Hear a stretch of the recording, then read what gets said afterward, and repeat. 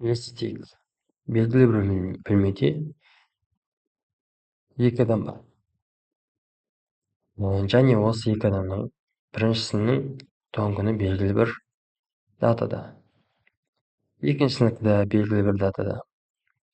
Сұрақ: осы екі датаның туған күндері бір күнге сәйкес келуі, яғни осы екі адамның туған күні бір күнге сәйкес келу ықтималдығы қанша? Бұл сұраққа жауап берместен бұрын видеоны паузаға қойып, өздеріңіз жауап іздеп ойланып көрсеңіздер болады. Жауабы 0,3%, яғни 365-тен 1. Мұндағы 365 дегеніміз, яғни бір жылда 365 күн бар деп есептейтін болсақ, онда сол 365 күннің бір күнінде осы екі адамның туған күні болған екен. Бірақ бұл тек екі адам үшін ғана дұрыс. Себебі осы бөлмеге үшінші адам кіріп келетін болса, және оның туған күні белгілі бір датада болатын болса, онда осы үш адамның ішінен туған күні сәйкес келетін екі адамды анықтау үшін біз мүлде басқаша есептеу тәсілін қолданамыз. Ал енді осы бөлмеде үш адам емес, 4 адам болатын болса ше. 4 адам болса, негізі бөлмедегі адамдардың саны арта берген сайын, ішінен туған күні сәйкес келетін екі адамның ықтималдығы да арту керек. Яғни осы бөлмеде 5 адам болатын болса, ішінен туған күні сәйкес келетін екі адамды табу ықтималдығы 0,3-тен артық болады. Бірақ осы бөлмеге қанша адам келген кезде бізде ықтималдығымыз 10%-ға тең болады. Ал бөлмеде қанша адам келгеннен кейін олардың ішінен кем дегенде екі адамның туған күндері бір күнге сәйкес келмеу ықтималдығынан артық болады. Дәл осы сұраққа жауап берместен бұрын видеоны паузаға қойып ойланып көрсеңіздер болады. Жауап сіз ойлағандай емес. Сонымен берілген сұрақтың жауабы 23. Қарап отырсақ, 23 деген өте аз. Бәлкім сіздер 182 деп ойлаған шығарсыздар, 365-дің жартысы деп ойлаған шығарсыздар. Бірақ 23 деген мүлде шындыққа жанаспайды.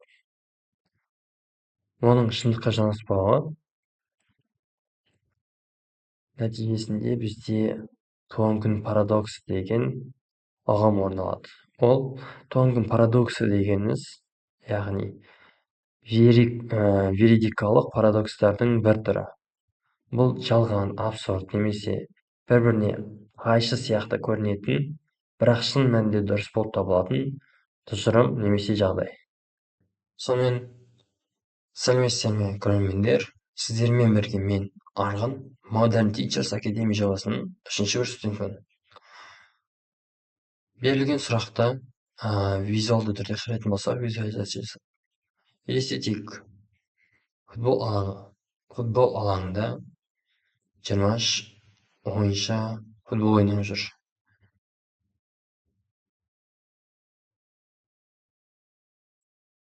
Және осы ойыншылардың ішінен туған күні сәйкес келетін екі адамды қарастыратын болсақ, яғни 23 адамның ішінен екі адам таңдап, олардың туған күндерін салыстырып тексеретін болсақ, біз осылай 23 адамның ішінен қанша жұп адамды қарастыра аламыз деген сұраққа келеміз. Яғни 23 адамның ішінен туған күні сәйкес келу үшін Qancha жұп бар? Көп адамдар 20 адам болса, 20 адамның ішінен туған күні сәйкес келетін адамдарға құрастырған кезде, белгілі бір уақыттан кейін бір адамға сәйкес келуі мүмкін 22 адамнан келетінін байқайды. Ал енді оны қалай есептейміз деген сұрақ. Ол үшін біз теру формуласын қолданамыз. Яғни 23 факториал бөлінген 2 факториал көбейтілген 21 факториал. Яғни 23 адам, 23 адамнан туған күні сәйкес келу керек. 2 адамды құрастыратын болсақ, барлығы 253 жұп бар екен. Енді осы адамдарды бір қатарға тұрғыздырып, туған күннің ықтималдығын есептейтін болсақ, бірінші адамның туған күні 365-тен 365-ке тең, яғни туған күннің ықтималдығы. Бір жылда 365 күн бар деп есептейтін болсақ, ол адамның туған күні осы 365 күннің 365-інде де болуы мүмкін. Ал екінші адамның туған күні 365 күннің 364-інде болады. Тек осы жағдайда ғана ол адамның туған күні бірінші адамның туған күнімен сәйкес келмейді. Яғни бұл бірінші адамның туған күнімен сәйкес келмеу ықтималдығы. Ал егер үшінші адамды қарастыратын болсақ, оның туған күнінің сәйкес келмеу ықтималдығы 365-тен 363. Дәл осылай төртінші адамда да, бесінші адамда да 365-тен 362 және 361 бөлінген 365-ке тең. Дәл осылай бізде 23 адамға жеңіп кетеді. Осы 23 адам туған күндерін әртүрлі елестететін болсақ, және әртүрлі әрқайсысын бір-біріне көбейтіп шығатын болсақ, ол 0,49-ға тең. Яғни мына жерде 365-тен 365 дегеніміз 1 болатын болса, 365-тен 364 дегеніміз ол 0,9 және бір нәрсе кете береді. Яғни бірден кіші болу керек.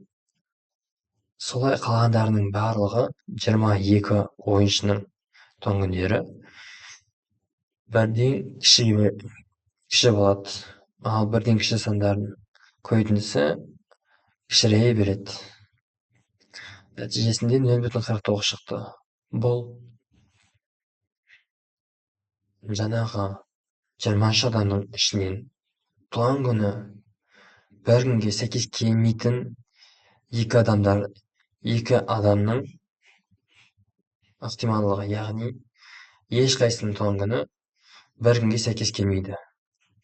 Ал керісінше туған күні сәйкес келуі мүмкін 2 адамның табылу ықтималдығы 0,51-ге тең. Яғни 0,5-тен үлкен, яғни туған күні сәйкес келмеу ықтималдығынан артық.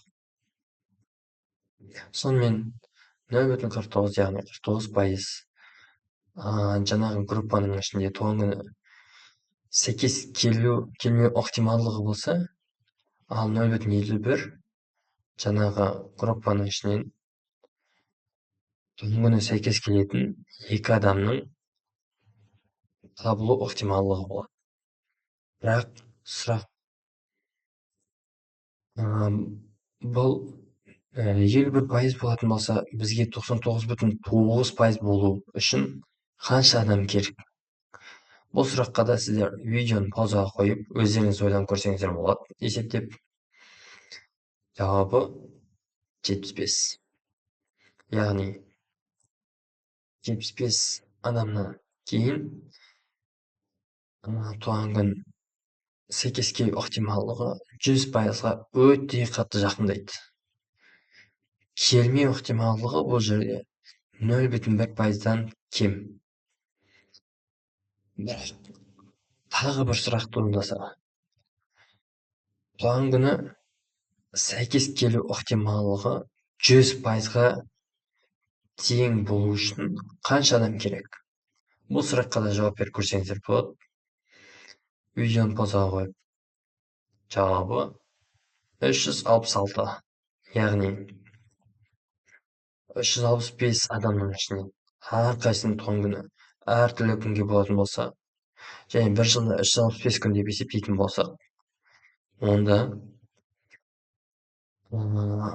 бір жылдың бір күніне бір адамның туған күні сәйкес келгендіктен, жаңағы жылдағы бос күндер қалып қояды.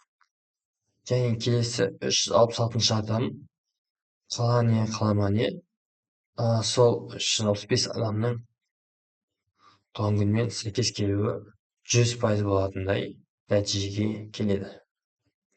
Назарларыңызға рахмет.